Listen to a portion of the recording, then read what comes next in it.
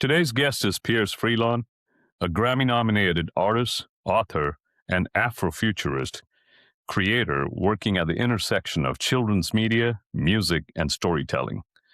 His work spans albums, books, PBS, film, and community building. Welcome, Pierce, to Artist Conversation. Thank you. Thanks for having me. Pleasure to be here. Yeah, great to have you over here, Pierce. We were, both going through your website and doing a lot of research, like I said, and there's a lot of interesting things I found, and we want to ask you about a whole bunch of things. Let's do it. I'm ready to jump in. Okay.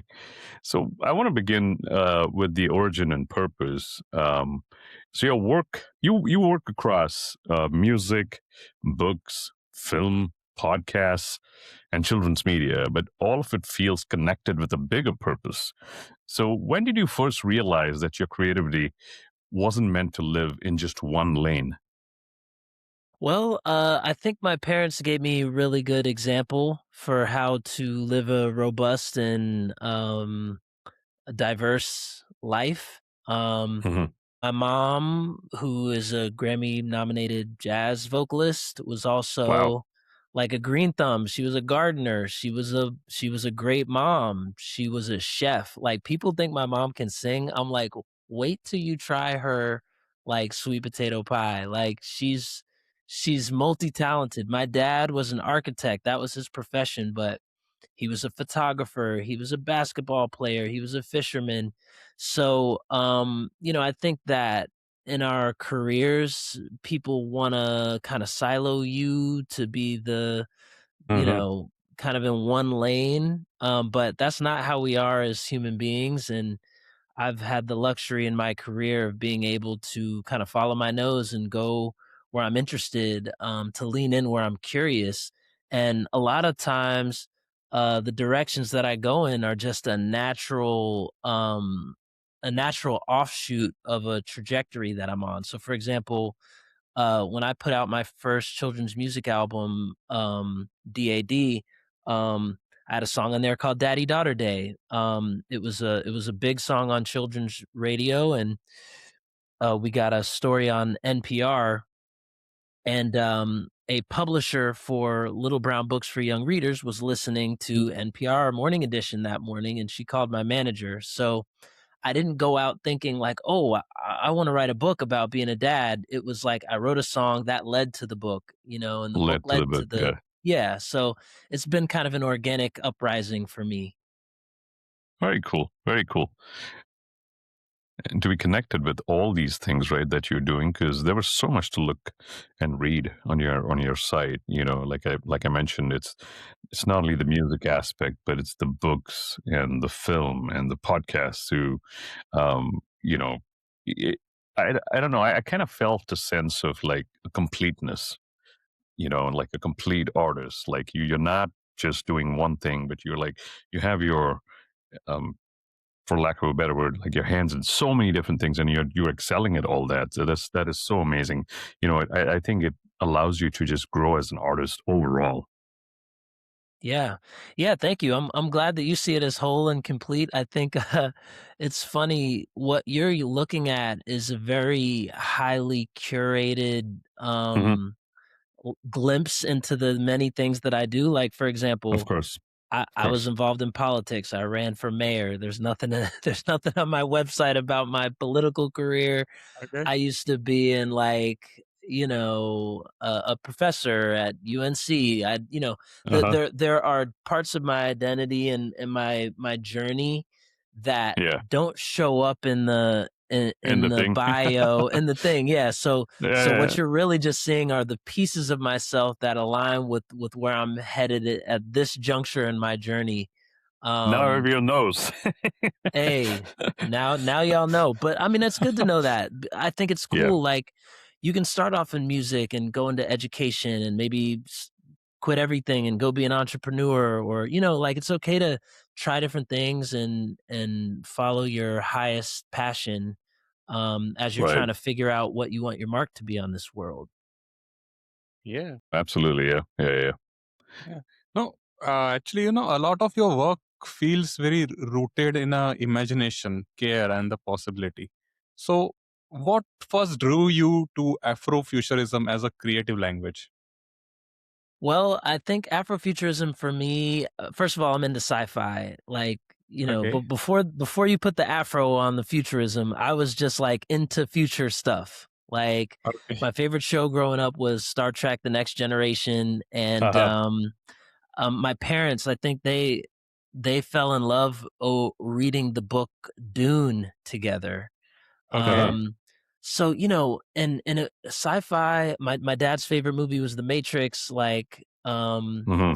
it's just an interesting way to think about life. And I think as a black man, as an American black person, I think black people in this country and our ancestors have had to tap into the future as like a survival mechanism, because when your ancestors were enslaved, when your great grandparents are living in a segregated community where you can't drink from the same water fountain or use the same bathroom Hmm. as your white counterparts, you really need to get creative and think about like, like what else is possible. And I always think about the most generic example, I think, in Black history of a future thinking leader is like Martin Luther King Jr. Like, he did Hmm. his I Have a Dream speech. And it's so funny because when you go back and listen to that speech, everything that he talks about at the time was like pure fantasy. You know what I mean? Like, oh, little black boys and little black girls will drink, from the Hmm. same fountains and go to the same schools.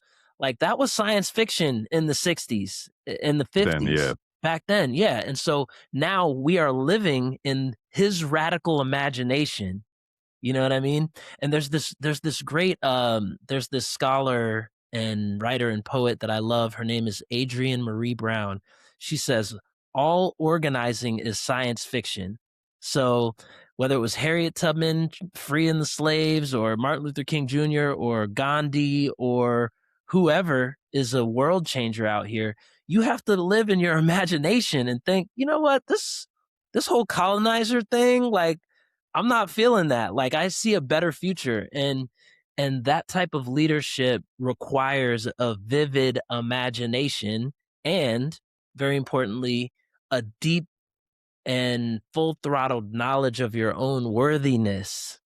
And when you pair those things together, like, I am I have worth as a human being, and I'm a dope, wonderful, creative, and worthy individual with, like, I live in a world where maybe the institutions that kind of run my life don't necessarily see that worth. Then you better get that imagination churning so that you can leave this world better than you found it. And Yeah. for me, the medium through which I do that happens to be music and art. Martin Music. Luther King Jr. had his medium; it was preaching and kind of in the Christian like organizing tradition. People have different ways of doing that. So you could do that through food, you could do it through music or film, through writing, politics. Like, what is this thing in the world that you want to change, or that you want to see differently in the future, and why? Yeah. That is like a driving question for me, because it's just interesting. It's cool. It's like, Hmm. what else are we here for if not to make the world doper than we found it, you know? And it's amazing. You mentioned, now I have to go and listen to the speech again because, of course, I've heard it multiple times. But now that you said that, Dr. Martin Luther King Jr., I'll go and listen to it while this is fresh in my brain right now. So this is nice the way you described that. And yeah, it's like we're living that right now. And at the time, in the '60s, it would have felt like, yeah, like a fantasy, like you said. Amazing. Y- And A it's great way to wild describe because, it. that wasn't so long ago. You know what I mean? Yeah.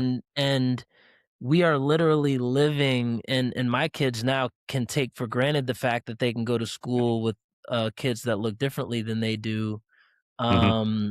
because he was bold enough and really gave his life to sacrifice for the change that he knew was necessary.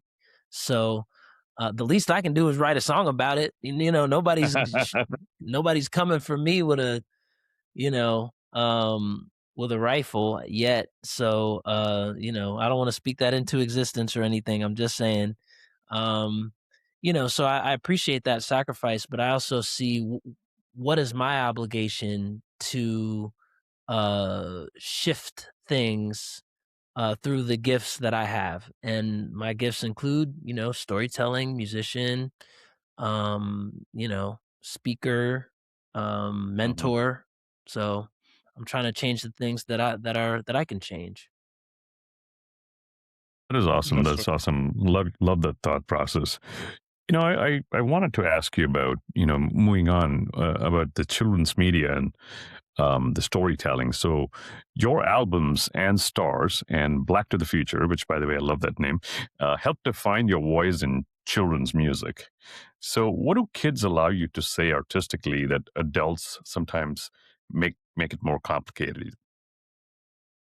Well, I think, making music for kids for me is about trying to instill certain values. Um, and I think there's a way you can do that uh, using music that is catchy, that is kind of earwormy, stuff that kind of gets in your head. And look, man, I'm sure you've heard, there are nursery rhymes in every tradition, children's songs that help you learn the Hmm. alphabet or how to count or Right. the days of the week or the months of the year. Like it's an impressionable time. Kids' brains are, the Yes. neuroplasticity, they're like sponges. So it's an impressionable time to try to communicate to a human being because they're going to take those melodies and those ideas and they'll be with them their entire lives. So I think that for me it's a really important time to be in the ears of young humans. And look, there's a lot out there. I think one of the biggest songs on YouTube is Baby Shark. It's got like billions of listens. Yes. And Yes. look, Yes. I.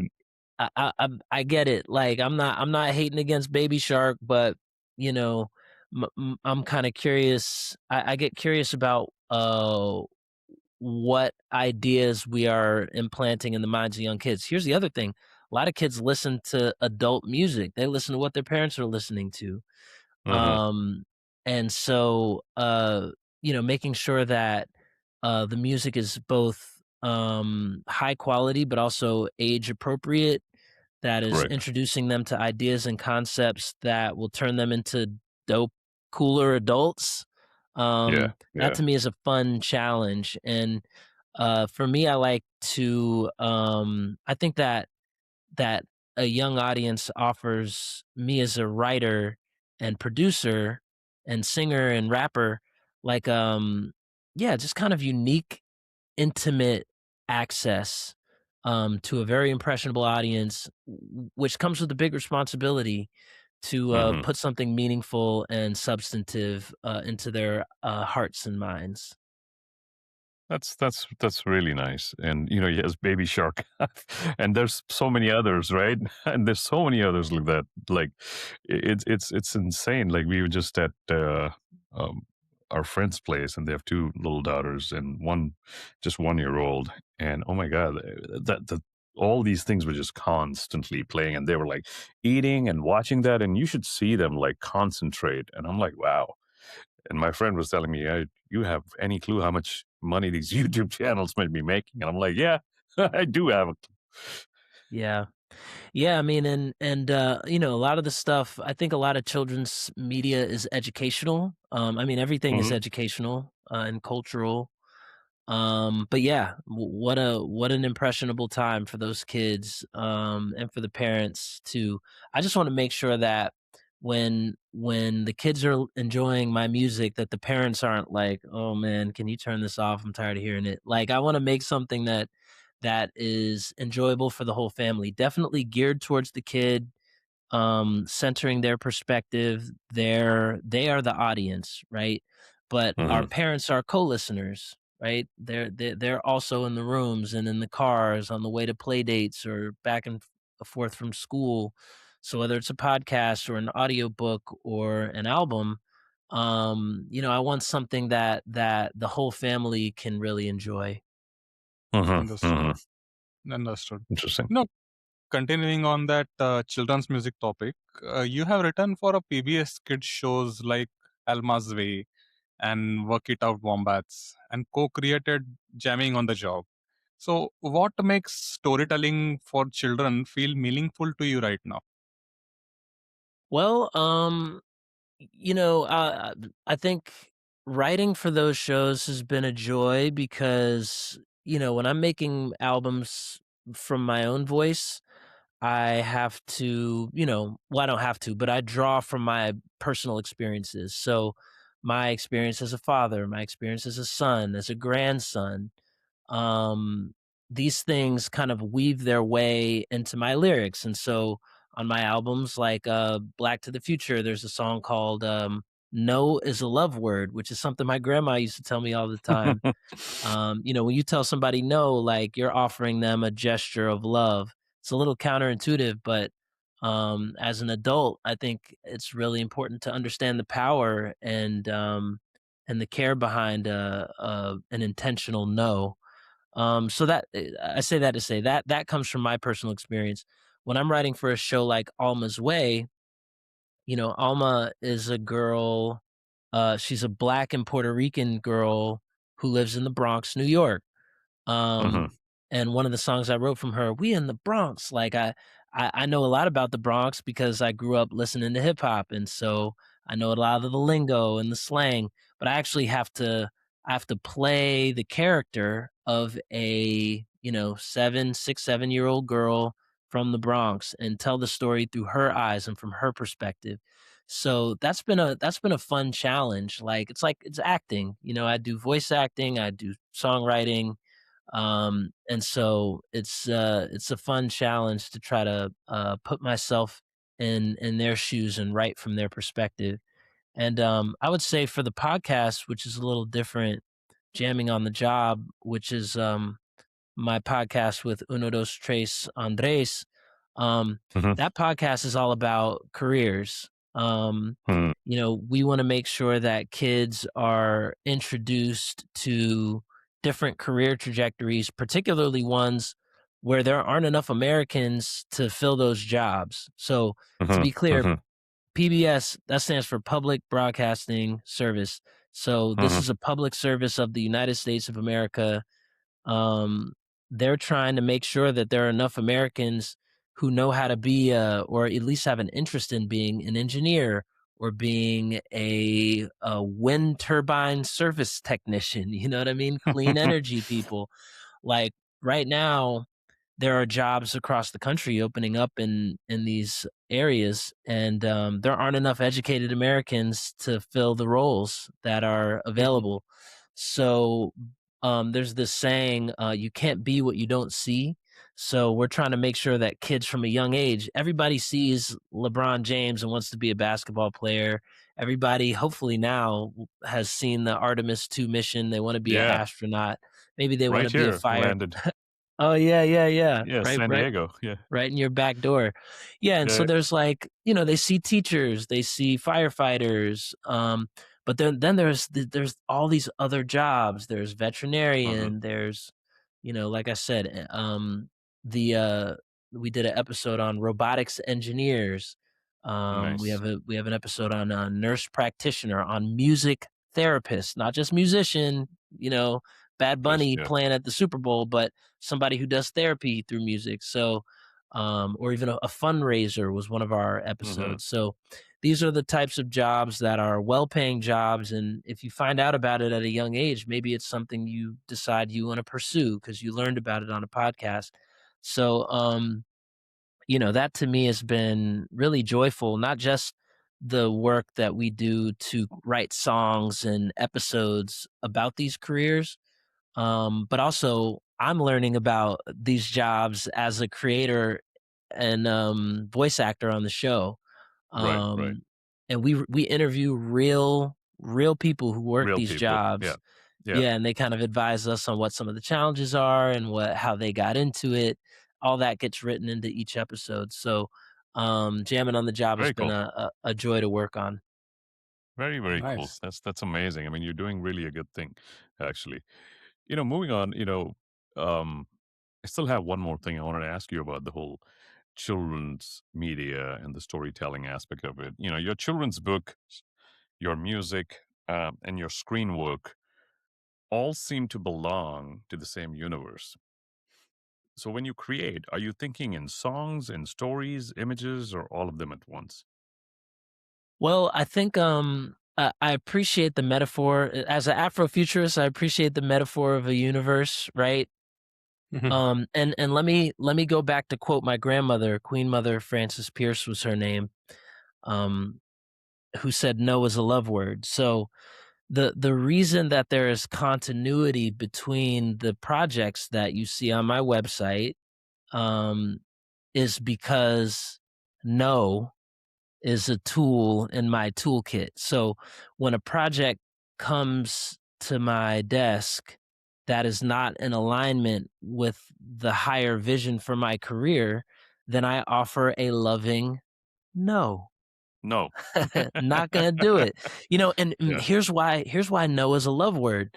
No is a love word for me personally because you know what? That's not really in alignment with what I'm doing. So I'm not gonna be able to step into that in the fullest version of myself. But that no is also an opportunity for the other person to find someone who's more aligned to collaborate with. Hmm. And Hmm. so that's why I think no is a love word is really good wisdom. And when you know what your vision is, it's easy to discern whether something is in alignment with you or not. And so I say no to quite a lot of things, and I say yes with intention. When I say it, I mean it, and Hmm. and when I commit to something, I really pour everything into it. So that's why you see continuity between my work. It's because I know when to say no, and I'm not afraid to say it. And what's left there are things that are aligned. Yeah, yeah, I'll remember that Noah's love. And I mean, Noah's very important in a lot of things you could do in life in general, not only work, but like you should, because I work in tech, and and you've- there's time we tell people you need to learn how to say no, but no is a love word. That's a new. I'll remember that. It also, but it's nicely how you described it, right? Like, it gives the other person an opportunity to now think, Hmm. and and kind of pick and choose or whatever they're after, right? And Yeah. go look for that other person or what have you, whatever the project might be at that point. That's great. No. Moving ahead to the part of we all artists go through the building communities, the building worlds. So you have built not just projects, but ecosystems from Blackspace to your community work in Durham. What does it mean to you to make art that also creates spaces for other people? Yeah. Well, I mean, let's stick with the universe metaphor for a minute. Okay. I like the idea that we're in a universe. So when you create something in a universe, um, it's kind of like a star. I feel like Blackspace is a star. It's a hefty thing, and I've played a role in founding it and almost creating the conditions for that entity to erupt into existence, right? But the physics of how a star galvanizes what's around it into a solar system is actually not that's just the nature of the universe. The gravity of the star is going to attract other masses towards it. Those masses will form into a community, a solar system. Hmm. So for my metaphor there, if I played a role in igniting that star, it brought people like my friend behind me, Rowdy. For those who are listening, there's a 12-foot puppet looking over my shoulder that my friends here can see, and this puppet was at one point a human being, a guy Hmm. named Jay Rowdy, who was attracted to Blackspace. He's based in Chapel Hill at the time and had heard about this place in Durham where they're making beats, they're talking about Afrofuturism, they're doing poetry, they're working with high schoolers. Those things interested him. So we put the energy out into the universe, and the gravity of Blackspace started to attract people like Rowdy and Reem, who's another guy. He's a music engineer who's mixed and produced on a lot of my albums. These people become attracted to the light that you project when you create something worthy and something heavy. Um, and so community is almost, from a physics perspective, it's almost just a natural byproduct of doing purposeful work.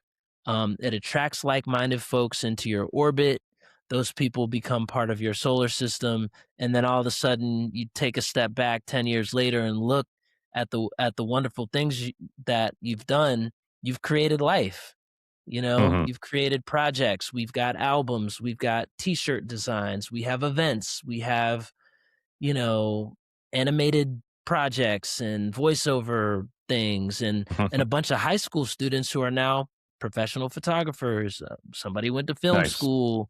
This young lady, Kennedy Carter, who started doing photography with Blackspace, has photographed like Beyonce and, you know, other celebrities.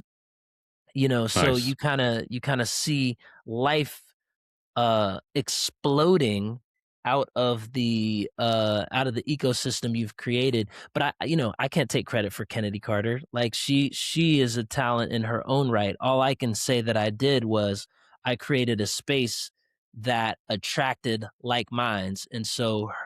her her trajectory, if she's a comet or a rogue planet, her trajectory as an individual in Durham was attracted to the gravity of Blackspace, and she kind of encircled our orbit for a while, Mm, and then she went off and did her own thing. did So, our own like, thing, yeah.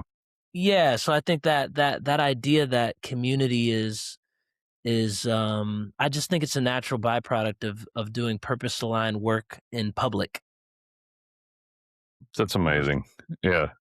And it's so amazing to see when, the students or, people you're around with, and they take their own, they kind of learn from, being around, and they absorb as much as they could, and then they move around and they kind of find their own path. I'm sure that's such a feeling of like, oh wow, look at that. She was right here and now look what she's doing, she or he or whoever, right? I Yeah. mean, must such a great feeling. Because I say that just because I come from a world of education. I used to teach as well. I was a college professor in my previous life, and before I joined tech. And it was so amazing to see a lot of my students like go and achieve what they did. And it's such a sense of like, wow, look at him. I mean, he should sit right here and look what he's doing now. Yeah.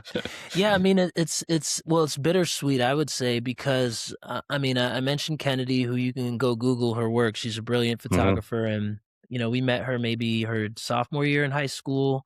She came into Hmm. Blackspace and participated in our digital storytelling workshop.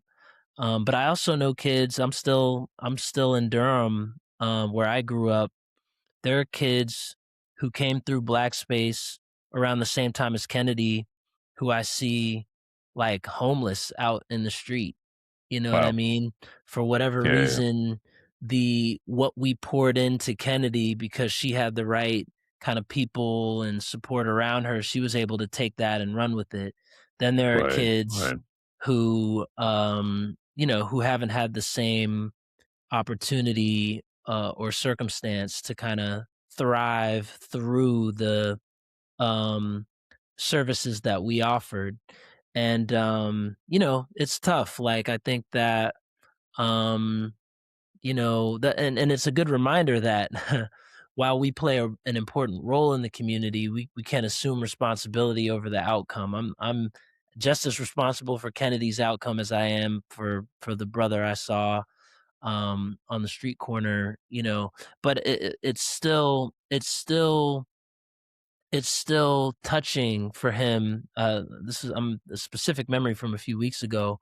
He still will come up to me and be like, "Man, that time we spent in Blackspace were some of the best years of my life, and I learned so much. And it doesn't take away from the pride that I feel about the work that we put in, but it is kind of a sobering reminder that um, you know, um, your efforts impact people in different ways, and you can't do everything or be everything for all people, and that's okay. You know what I mean? Sure. Absolutely. As well. So That is pretty cool. You moved on. You moved between being an artist, educator, public servant, and a community builder. So, how do you balance service with self-expression without losing either one? well, I don't think they're mutually exclusive. Like if your career is or not career, let me just say if you're purpose aligned, Mm-hmm. then then your work becomes service. In Got it. fact, there's this well, from what I understand, this is a distortion of ikigai, but there's this Japanese concept called ikigai, which means Mm-hmm. a Mm-hmm. reason for being. And I've heard it explained um in a way that I've actually heard some Japanese people say, like, well, that's not how we think about it. We just mean like that. I think it's used colloquially in Japan, and when we translate it in English, we kind of add additional nuance and meaning that may not be there in the colloquial use of the term. But I like the distorted version because it aligns with how I've organized my life and how my parents have organized theirs and how I encourage my kids to do the same. It's Mm-hmm. it's Ikigai sits at the intersection of doing something you love, doing something that is good for the world, that you can make money doing, and that you're good at. Mm-hmm. All four of those boxes must be checked. And if you're doing something where all four of those things are true, you're good at it, it's also good for the world, you love it, and you can make money doing it, then you are living in your ikigai. And I've been in my ikigai purpose alignment for quite some time, which is why I can say that there's no difference between service and doing what I love. In fact, if both of those boxes aren't checked, you're gonna get a no from me, right? That's the that's the sieve through which I determine whether something is worth my time or not. Yeah, Um, yeah, yeah. uh, No is a love word. no is a love word, right? And the rubric for no is this aligned, you know, with something that I'm good at, I love, is good for the world. Important pieces are good for the world, and can you make money doing it? Now, I don't always make money doing stuff. It's not mandatory that I make money doing it, but the reason money in this world is important, part of the equation, is because if you can't sustain yourself through the practice of this thing, then you're going to lose a lot of time doing something to make money so that you can Mm-hmm. create the freedom to do the other three bubbles unrestricted. So if you can make money while doing those other three, then you've freed yourself from the um, obligation to budget a significant portion of your time to make money doing something else so that you can free up a few hours in Mm, your off time to do what you love and or is good for the world. So absolutely. um Interesting. yeah. That's cool. That's really cool.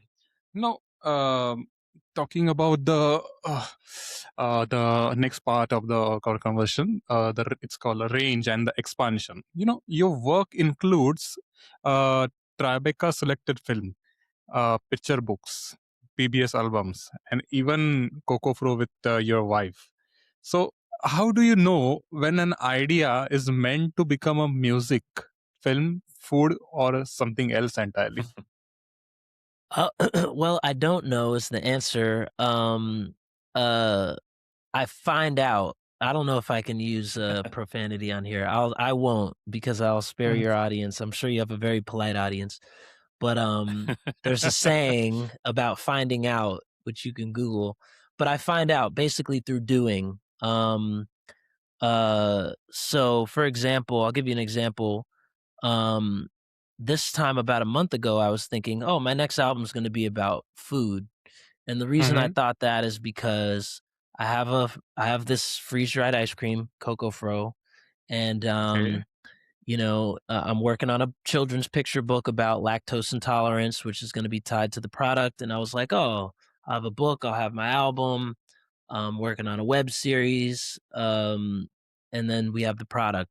Kind of made sense. So I started getting to work, working on the album.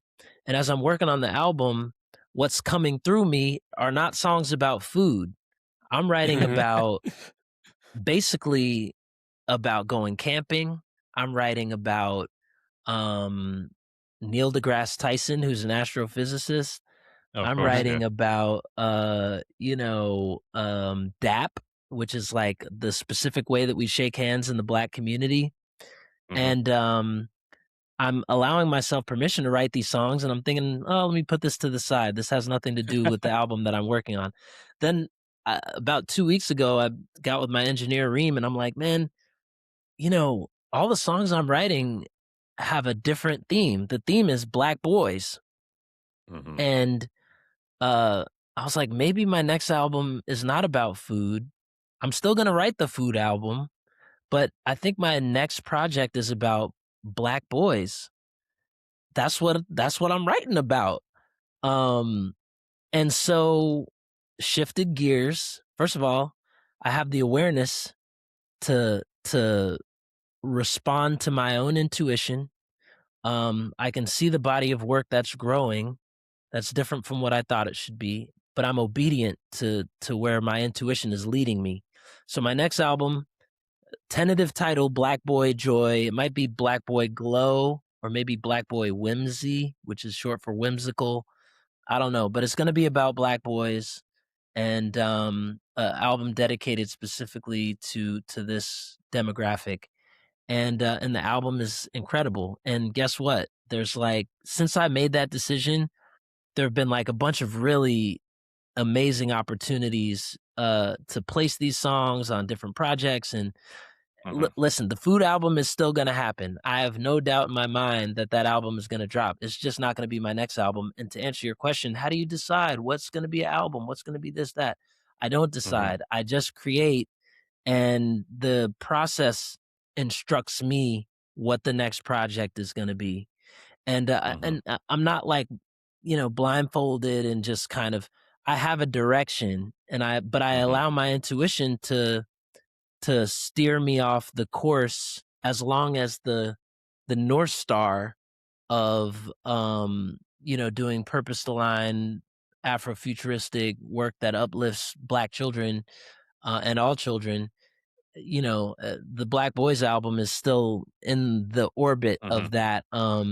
of that solar system, but it's a new formation that I didn't know was there until I started working on it. Um, so yeah, I mean, I think it's an iterative process to answer your question, Hmm. and they call that design thinking in the Yep. entrepreneurial world.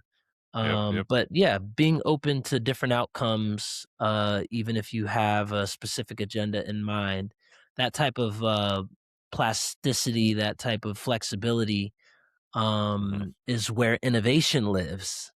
Hmm. And it allows me to be led um, by um, by my intuition, which I really trust at this point, and put a lot of work into honing my antenna so that I can receive the instructions that I need to do the work I've been called to do.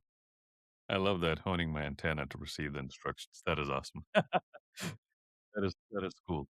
Thanks so much for all that information. And the way you describe it is so artistic as well. You know, Talking about legacy and what comes next. So when you look ahead, what do you hope children and families carry with them from your work? Not just what they remember, what it awakens in them.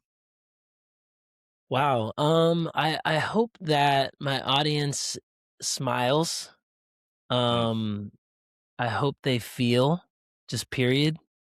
Um, mhm, you know, yeah. I mean, it's simple things like there's no grandiose answer to that question. I think the most sacred things in this life are very simple. mhm, mhm. Um, being being alive alone is a miracle in and of itself. We've all beaten tremendous odds. We've all won the You got it. lottery like 1 billion to 1. Yeah, yeah, So yeah. waking up in the morning, taking a deep breath, um, eating a bowl of your favorite, fruit on a parched mouth, like going to squeezing a pillow really hard under some blankets when you're really sleepy, like kissing someone you love on the cheek. Um, these are the this is the wonder of what it is to be alive on this planet during this time. They're simple things.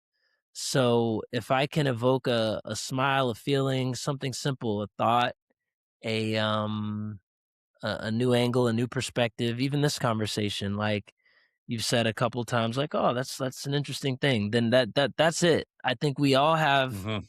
these beautifully complex minds and these really nuanced perspectives that are Right, informed by our upbringing and experience, and we have so much to share with one another. So if someone picks up anything that I'm putting down, then I feel like my goal is accomplished. What they do with it is completely up to them, and it's kind of none of my business, honestly. right, right. um I just have to keep creating from an open heart space and believe that that's enough.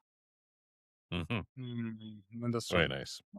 Really, P.S. Thank you so much for spending this time with us. Like, we really appreciate the imagination, care, and intention you bring to your work and the worlds you are building for children and family. So, thank you so much for that.